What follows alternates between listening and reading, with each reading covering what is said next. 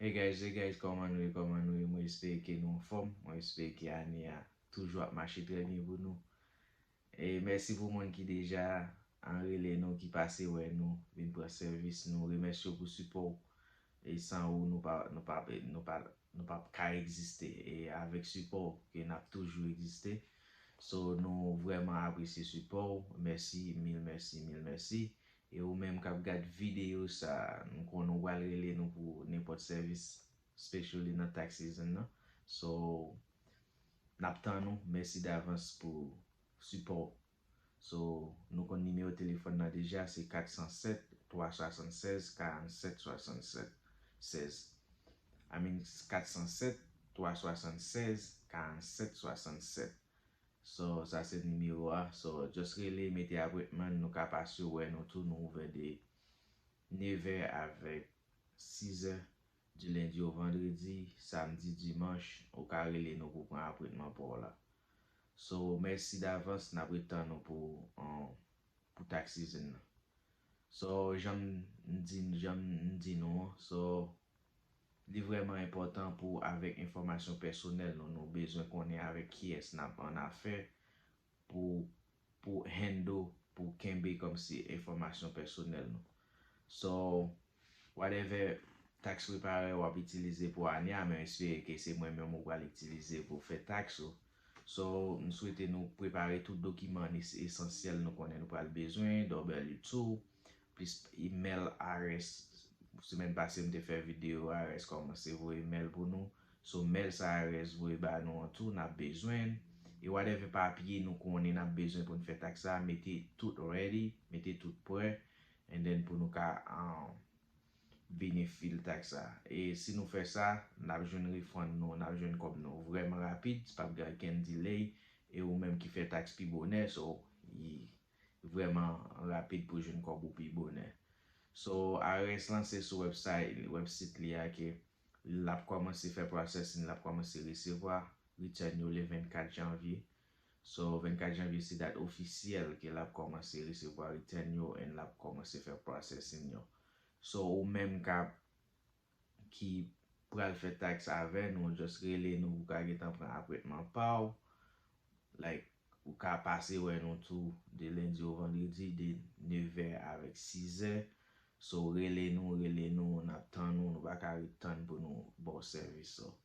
So, tout simplement, conseil m'a ba nous pour année tax season nan, just nous supposé charge someone pour handle information secrète.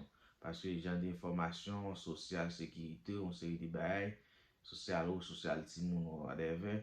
So, nous supposé connaître qui est-ce n'a fait confiance avec genre d'information ça. Et nous vraiment, nous connaissons nous pas d'arrêter aller dans tête chargée avec ARS. So, pour ça, nous qualifier, c'est les nous besoin, c'est les nous besoin. So, faut que nous vraiment chercher un taxe pareil qui vraiment en professionnel dans ça l'affaire et puis qui vraiment connaît en importance genre de pièces ça ou à plaguer dans maintenant. So, c'est pour raison ça, moi conseille au venir joindre nous dans Perfection Financial Group. Na pede ou, e na fò jwen maximum refund KRS ap bay yo. So, remember nou gen an pil kredi ane a pou ti moun yo, ti moun ki pot ko jwen stimulus la, so yap tou jwen stimulus la. Ti moun ki te miss payment, so tout kop sa nou ka jwen yo. And then, toujou nou menm ki gen ti moun yo ki nan deke, just komanse reklame papye sa yo nan deke.